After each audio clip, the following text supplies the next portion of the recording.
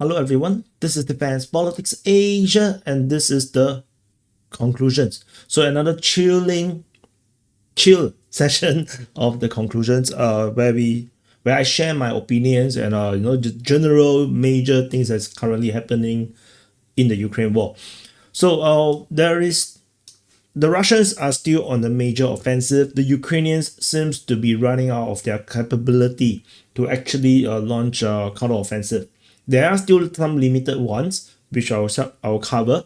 Basically, the only ones that I understood is over in the Pokrov front, where the Ukrainians was reported to be attacking Uzbenivka. So this is the only one that I have where the Ukrainians are actually on the offensive. Otherwise, the Russians are on the major push all across the grounds.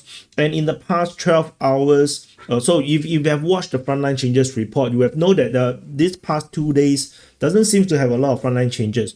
However, the past 12 hours since the last frontline changes report, there's a lot more frontline changes that was noted. And so I will not cover frontline changes per se, but I just want to show you that the Russians are doing offensive, and one of them is actually over at the Pokrov front. And the Russians are, of course, as usual, are pushing literally everywhere in the Pokrov region. There's my arrow. The Russians are pushing, in Alexandropil, Kalinove, Vydany Druhi, the Shelt Ekonomichny, towards Minograd, Lysivka, Shevchenko, Pokrov, Vilfrove, Kotline, Udashny, towards Sahievka, towards, I forgot what's that place, and then Uzbenivka, Novosahievka, Kotlярivka, that's Stripny, Bodanivka, Preobrazhenka, Orkove. Wow, that is a test of my memory. So you can see it's rather crazy. And there is a few frontline changes that was noted that basically at Lysivka. Ukrainian mapping shows the Russian forces have taken the eastern part, and we have geolocation of Russian forces in the north. Tentatively, our mapping is very conservative. There's a high chance that the Russians have already taken all of this. The entire, this area here might actually already entirely under Russian control. But of course, we try to be conservative about it. So no, there's still this Ukrainian impossible salient around here. But the Ukraine likely is only on the western part of Lysivka. There is another major update is over at Shevchenko as well. Russian forces now at the entrance of Shevchenko. However, this does not necessarily mean that the Russians have captured all these Ukrainian incursions previously, or the grounds taken by the Ukrainians. So, but the Russians are pushing in this sector. So this area continued to be very offensive by the Russians.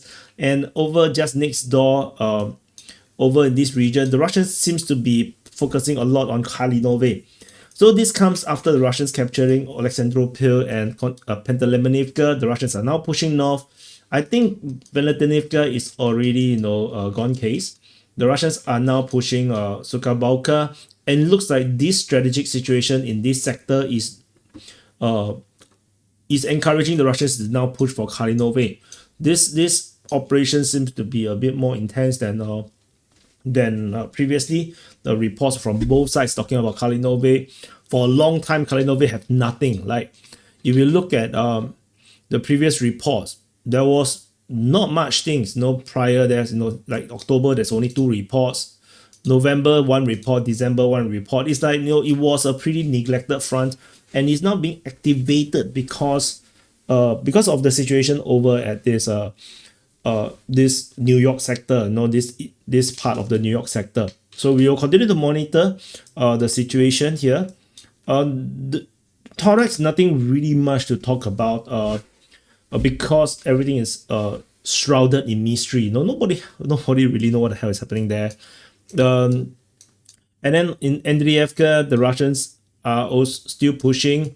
The attempt to push for Oleksievka doesn't seem to have worked out. I think the Ukrainians have a very strong line around here, so this will take a long time to break. Some major offensive areas is, of course, the Zaporizhzhia front region. The Russians are pushing very heavily in this sector, and we have the reports of fighting at Palivka. usually we put it as shelling, but because of the Russians' claim to have captured Mali Shebaki and Shebaki, if this is the front line, then an attack to Palivka is now open. The road is open. The battles are still being reported in Mali Shebaki and Shebaki according to the information from the Ukrainians. The Ukrainians are still talking about fighting around this sector. I believe the fighting is now moving towards Palivka already, due to this possible frontline change already. The Russians have also made some grounds in Stepove. So all these are signs of the Russians are making this serious push around here. And it's important to note this is a very difficult region because this is the war, there's a Ukrainian war around here. The Russians are also pushing for Kayamsky, and they are very actively hitting rear position, the Ukrainians in the rear position. FPV drones are now flying everywhere in the rear of Kayamsky. And this is definitely signs that the Russians may want to cross to the northern half of Kayamsky and start to put pressure on Stepnohurst, which is actually the regional HQ. Most likely is the regional HQ for the Ukrainians in these positions.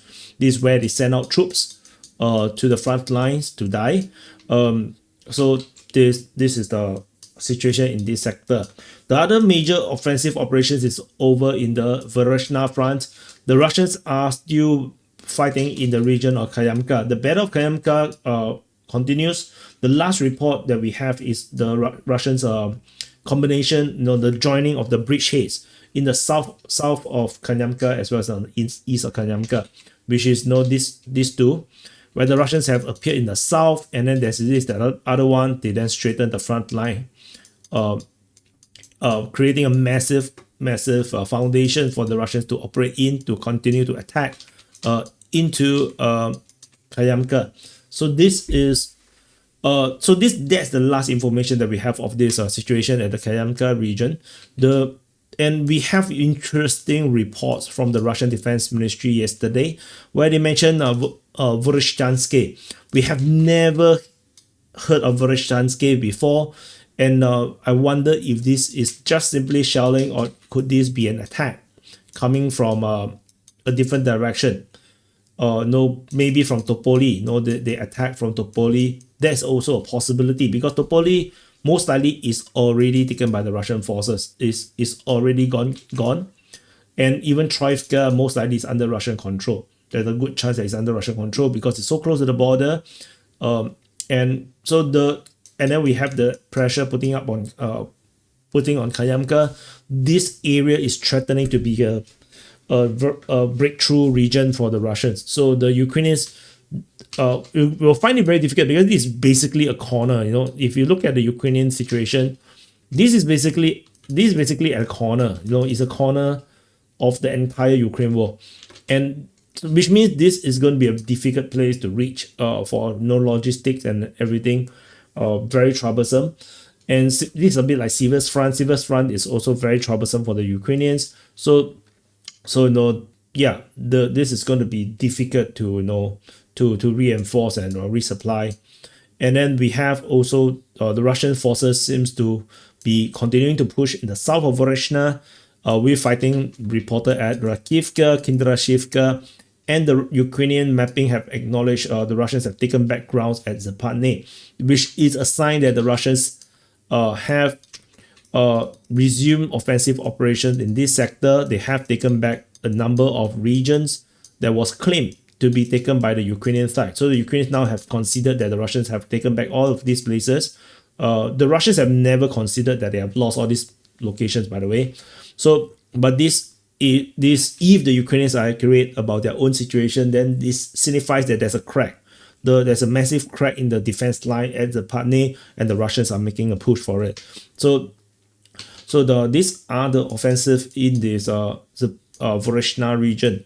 Another Russian push is over in the northern part of the Liman front.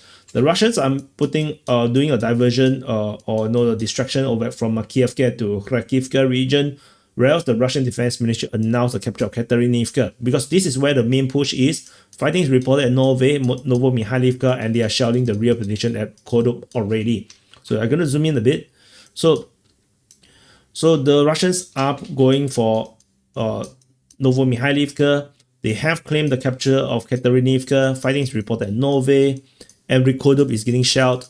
There's a good chance that if this is true, then the next report, the next time, the next SIPREP, because this is not SIPREP, this is conclusion. The SIPREP will be tomorrow, but the subsequent SIPREP, mention of Rikodub, we're going to put it as a fighting, as the Russians could now potentially attack from Kateryniivka to Rikodub.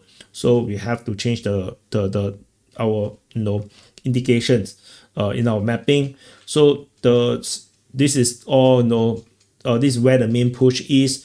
I feel like the push over at Kharkivka is just diversionary, which forced the Ukrainians to divert some of the forces to deal with this attack, whereas the main push is coming in this direction. So this is happening. The south here, there is some pressure building up around Yapolivka, Zaporizhzhia, Torsky, as well as Zaporizhzhia. This could also be very diversionary in nature, as this would still divert attention to this area while the Russians continue to make the push. So that is still possible. And the Ukrainians, there is some news regarding they are not keeping up with training. They are unable to train troops fast enough to cover the reinforcement they needed to keep up the battle, which is actually projected in our models, where we were trying to figure out the casualties, and our estimation was 3 to 6 months. So by now it's probably 2 to 5 months, because 1 month has passed since we have done that analysis. So we're going to start to see the Ukrainians start to struggle more and more, most likely. But of course, things can change. There is things happening in the background that we may not realize. So you can also see geopolitically, you can see that the desperation from the Ukrainian side, and perhaps even on the European side, talking about sending troops into Ukraine.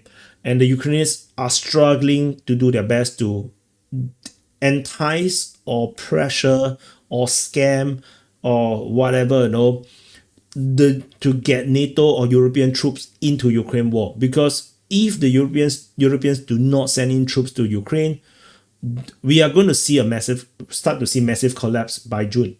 We are now in April. In another 2 months, which is like the worst case scenario, in our projections, the Ukrainian lines will start to crack in a massive way. And if it's not, then it will be around September. We will see massive collapse of the Ukraine lines. I personally, based on gut feeling, not just based on the models that we have tried to do this, my personal opinion, the gut feeling is that the Ukrainians are not going to have enough to fight as well. So they may have some offensive operation or offensive units that they are trying to gather and bulk up, build up in the rear position, in the rear. They may have still some big force to do one final major offensive. I think that is possible, but that's just one offensive. You can't do anything in a big war if you can only do on one offensive. This is basically like Battle of the Bulge. That one offensive by the Germans, scary it might seem, capture some ground it might have done, but strategically that was the last ditch effort, which does nothing. Because you can have that victory. Let's say the Germans successfully, in the Battle of the Bulge, capture the supplies, that they really were going for in the fog. They managed to capture, some huge amount of grounds, but then they don't have the manpower to continue to fight. You see, there's the problem with the Battle of the Bulge is, yes, the Americans largely have, they got pushed back, but they managed to win the battle because reinforcement arrived. But the let's say the Germans won it, it wouldn't have made any difference strategically because they don't have what it takes. They don't have enough people to actually do that counter attack and push the allied forces entirely out of Europe. That is just not doable. Ukraine is now currently in the same situation as Nazi Germany at that moment of time, where they just don't have the troops. They can do one more final offensive, but it will not go very far.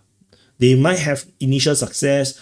the pro-Ukrainian crowd, the activists, the YouTube channels can have a field day, celebrating that massive victory for a month or two, and then everything will just go back to collapse, just like what happened in the Kursk front.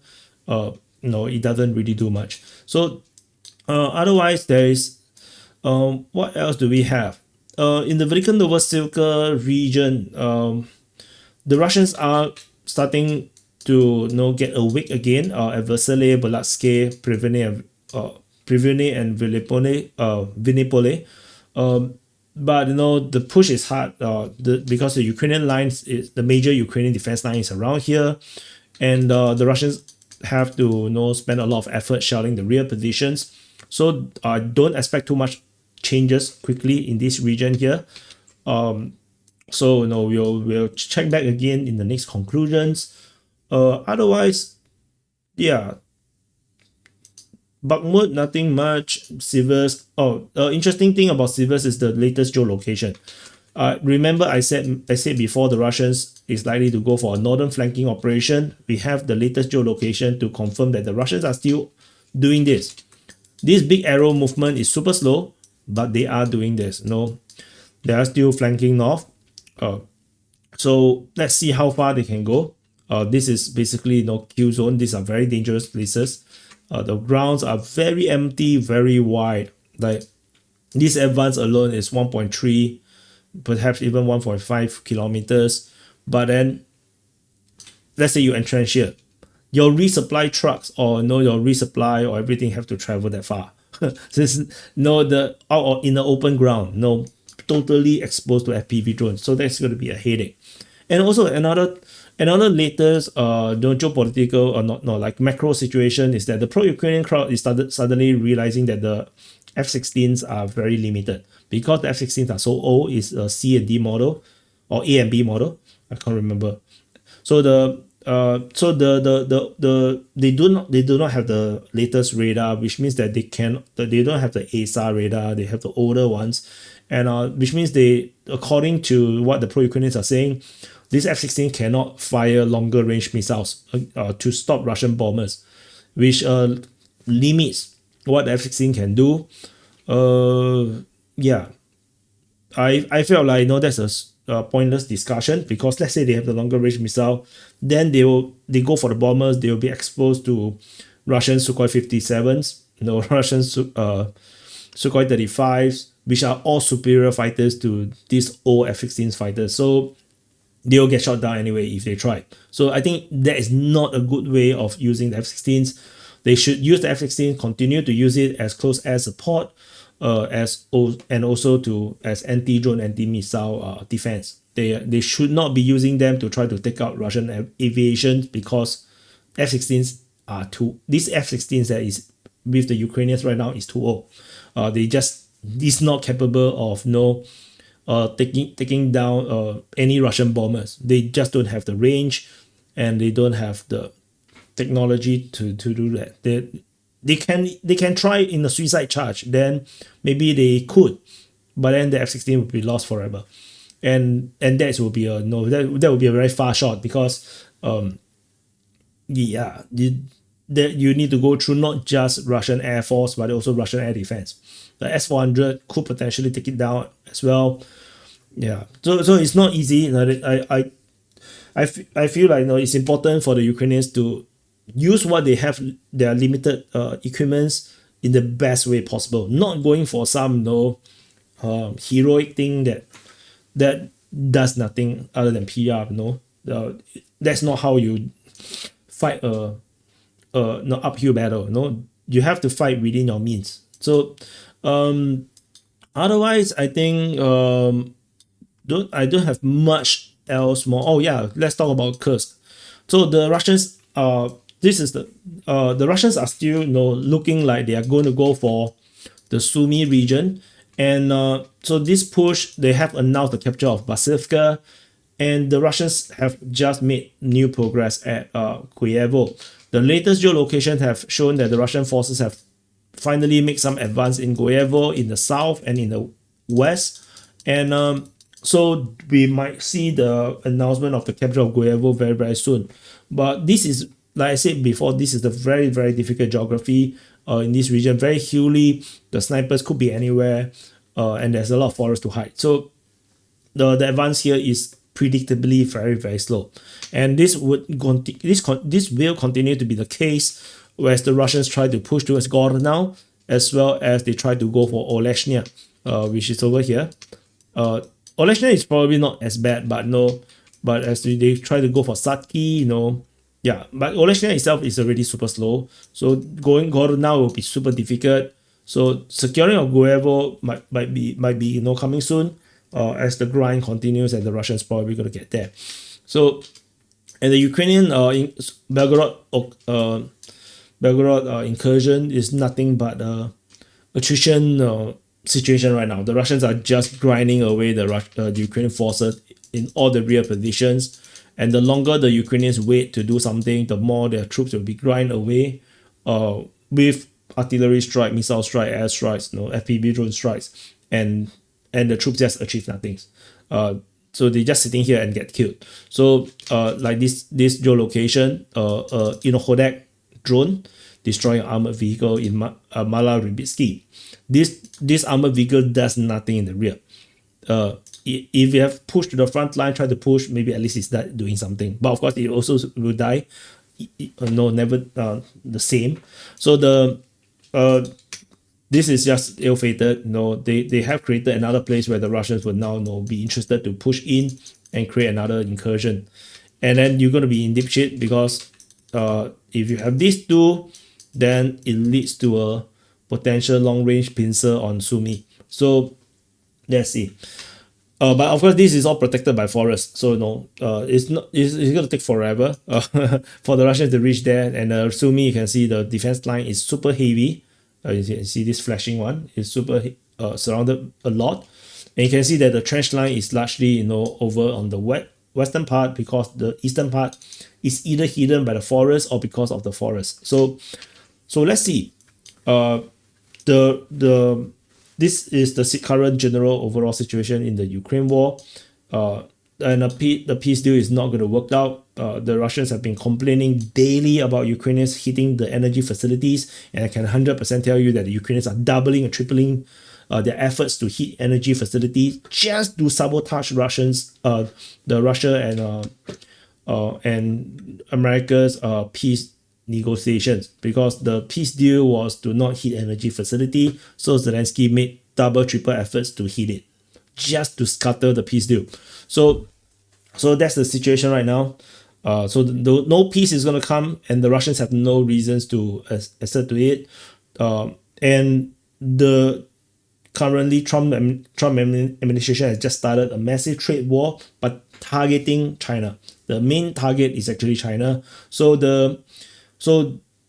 given this situation, this bigger situation than the Ukraine war, I don't think the United States will be in the position to actually put any more pressure on Russia. So I don't think there will be a peace deal, and I don't think Trump will be able to put any more additional pressure on Russia for now.